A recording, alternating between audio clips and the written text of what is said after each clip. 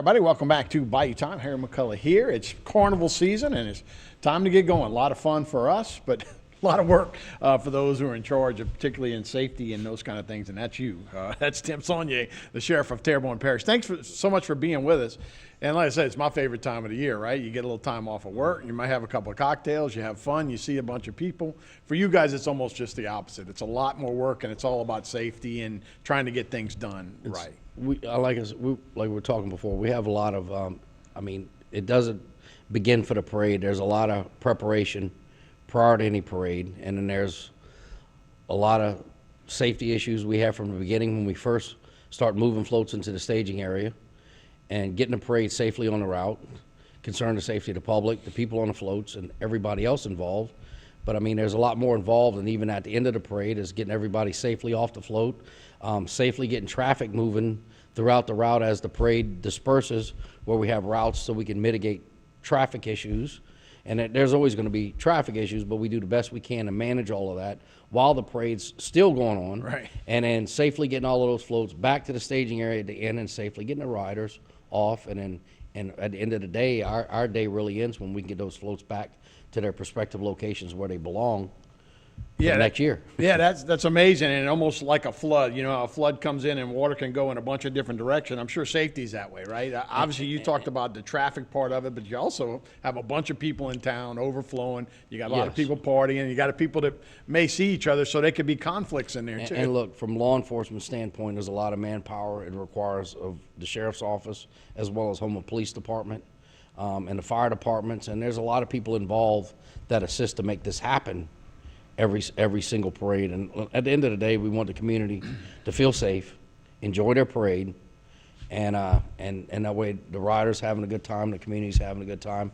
And honestly, during the parade, look, what entertains me most is watching a child, because that's what I was growing up. To me, when it was during parade time and seeing children on the side of the road smiling because they're having a good time. Right. To me, that's the memory. Sure. That we got to make sure but it's a good memory, and I think us as law enforcement, we owe that to our community, to make those good memories for the children. That's so good, and it's so good that you have pointed that out, right? Because it is a fun time, and it is memories for everybody as we go down.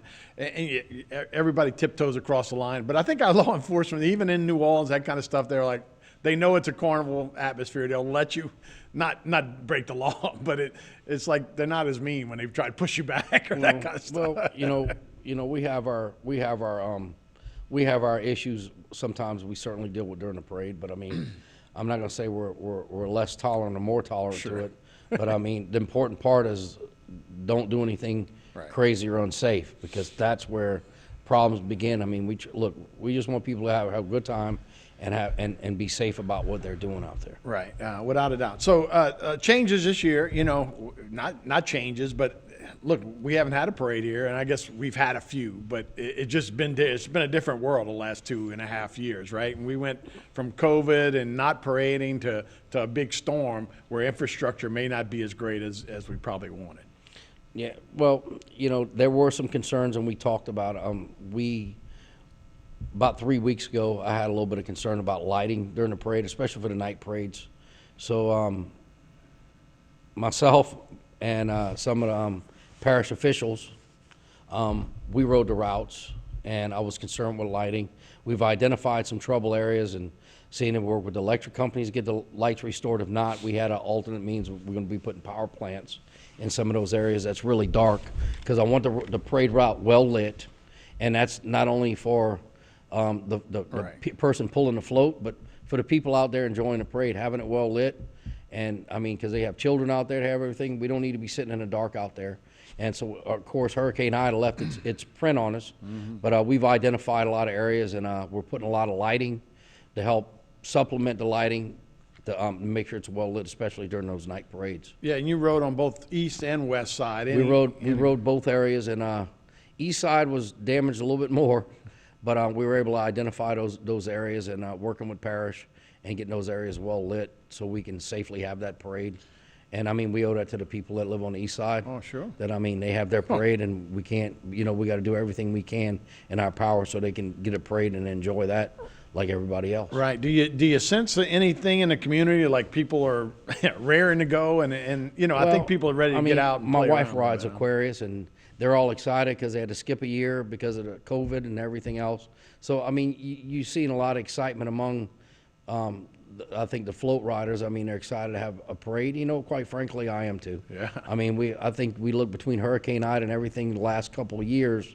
I mean, I think it's time, you know, our community deserves to have a little bit of Sure. relaxed time and enjoy some normalcies that are traditional things that's happened in the parish in the past, that we can bring some of that back. No, without a doubt. You know, and you, like I say, some of those things you take for granted and you don't have them, and then when they come back, you're almost too excited. You know, You know, I guess there's going to be a little extra excitement, but I mean, you know, I anticipate extra excitement, probably maybe some extra people here. So we've all planned contingencies here that I was able to do with law enforcement as far as the presence and dealing with security and everything else. And I think, you know, we've covered and ironed out some of those things. do we have the capability to kind of predict how many people we'll be talking about, or Well, you just don't know? That's up in the air. I mean, we usually Right, a lot of every year people. we get visitors, and you know, with everything else going on in a world where some of these are travelers, if you would, or Sure. tourism, how much tourism we're going to get during this point, because I think even hotels are difficult here. So Right. how much of a problem that's going to become, I guess we're going to see. They might stay elsewhere and come drive here Sure. and enjoy the parade. No, it'd be great. You got a bunch of workers in town that hadn't been here before, too. So all of that's a variable. So I guess we'll find out starting Friday with Hercules, Aquarius, Hyacinthines, and Titan, all this So weekend. we got a fun-filled weekend. I tell you, you know, what everybody's been through and the whole COVID, hurricanes across the entire state. We were talking, you get a supplement from the other parish sheriff's departments, that some of those guys can come into town. It's a good way to help with law enforcement, but tell me a little bit about that program. Well, Louisiana Sheriff's Association Task Force, during the storm, after Hurricane Ida, for extra manpower, they came running to assist us, and they knew the need because of the devastation. And some of these same, I mean, when I say it's all local, other parishes, they're coming in, and through the task force, they're commissioned. So during the parades, and there was a lot of unpredictables where with New Orleans, if they're going to roll or not, would we get more people here? So they reached out to us, and they said, well, we'll send some extra officers that we can utilize for manpower, and I'm going to put a lot of them on perimeter. So we're going to have extra perimeter units out there and extra officers out there during the parade. And I'll say this, we're still going to have every street from you leave the mall all the way to the end of the parade, you're going to see a police officer standing there. But we're going to have additional, not to include the ones that are in the parade that's monitoring en route, but also a lot of extra officers around the perimeter of a parade that they can navigate around. So we're going to have extra law enforcement here during that time so people can relax. We have a lot of security, and we planned a lot of security for our community, and we utilize the other sheriff's offices to assist. Yeah, I mean, just from a security standpoint, I guess that would be one of the things you'd kind of worry about, right? I know I'm going to be at this parade for 4 or 5 hours. My car is maybe blocks away, or my house is left unattended. But that's all, you guys obviously y'all got a plan for that. Yes, sir. And that's what we're utilizing LSA and the task force, and they're assisting with that for us. Oh, that's good. Is there any hot spots or anything you worry about during a parade that, like, this is our main concern? Obviously, we talked about safety and transportation, that kind of stuff. But is there any other kind of, like... Well, my concern, I've been doing parades for years. I think keeping mitigate anything, any place could become a potential hotspot, if you would. But what I found is when a parade stops, and we can't account, okay, why did it stop? Was it breaking down or whatever? I mean, you can't control certain things. But as long as the parade's moving, you have very little problems. It's when the parade stops, you say, okay, they got a fight here, they got this going on here, they got that going on here. But as long as the parade's moving, as long as people are being entertained, as long as they're being entertained, there's less problems. So, we're working with the Mardi Gras crews, and we have a system now where we can effectively and smoothly get those floats and everything on the route where it's more fluent, less gaps. And as long as we can do that when we feed the parade and then some of the security halts we make to get the parade caught up before we move into the other side, and we can mitigate a lot of these things that cause gaps. And when we do that, and it's long, but if we can get the parade, once we get the parade on West Park from the mall, from Bayou Gardens, we keep the parade tight and we're moving to Hollywood. Once we get to Hollywood, we do a brief 5 or 10 minute halt there.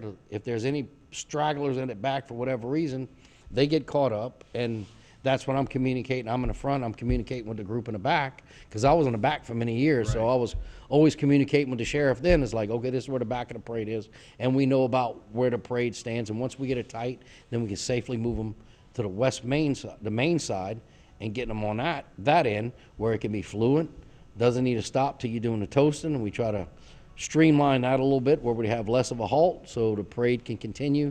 And when the parade's over with, people start to disperse and they're going on about their businesses.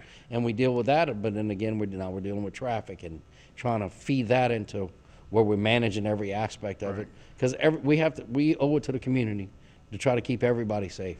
Not only while they're there in the parade, is when they're leaving the parade, where we can control that part where they can safely and minimize traffic and everything else. Yeah, especially if somebody's been out there kind of overserved all day long. You got to be careful of those kind of guys as well. I mean, we owe it to the community to make it safe in every aspect, and we spend a lot of time making sure we can mitigate as many things as we can to make sure that happens. I'd say you guys do more crowd control. I mean, like I say, I take in all Louisiana. I see, New Orleans and us and all these parades and that kind of stuff. And then when you see other cities, when the Rams won the championship the other day, of course, people on buses and they're spray painting and turning over trucks and starting fires and stuff. You see it all the time. You never see that around here. And I think it's you guys either have a handle on it, the experience doing it. We're not going to tolerate that kind of stuff. I mean, look, people having a good time at a parade and start flipping and painting vehicles, that's a whole nother story. That's not even, and we got enough. That's a celebration. But I have enough officers flooded within those areas that we can get a grip on that. I mean, but we don't do it for some. I mean, and maying y'all just do a good job stopping them. But I think our crowd knows. It seems like they know we have probably less of a tolerance for that, and we're not going to be putting up with that at all. But I mean, but at the end of the day, I mean, we have our people on the road. And we have our officers that are on every street corner and every intersection. They're monitoring the crowds, make sure the people are not doing anything that's going to be harmful to others, but at the same time, they can enjoy the parade.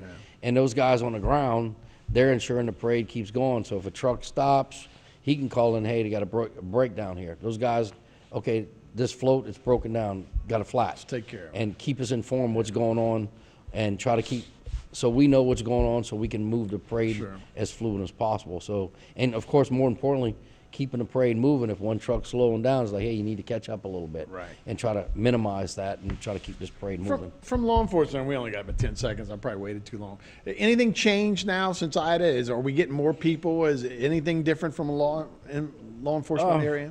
Well, we still have a lot of contractors in the parish, and we're monitoring. People still getting work. Not a lot of contractor fraud, so we've been doing pretty well. Yeah, that's great. So far, but it's like every day. We just hope we try to make it better every day. That's the goal. Yeah, you're right. Well, thank you, Sheriff. I appreciate it. Enjoy Mardi Gras and Carnival season. That's Tim Soignet, the Terrebonne Parish Sheriff. We'll be right back with more Bayou Time after this.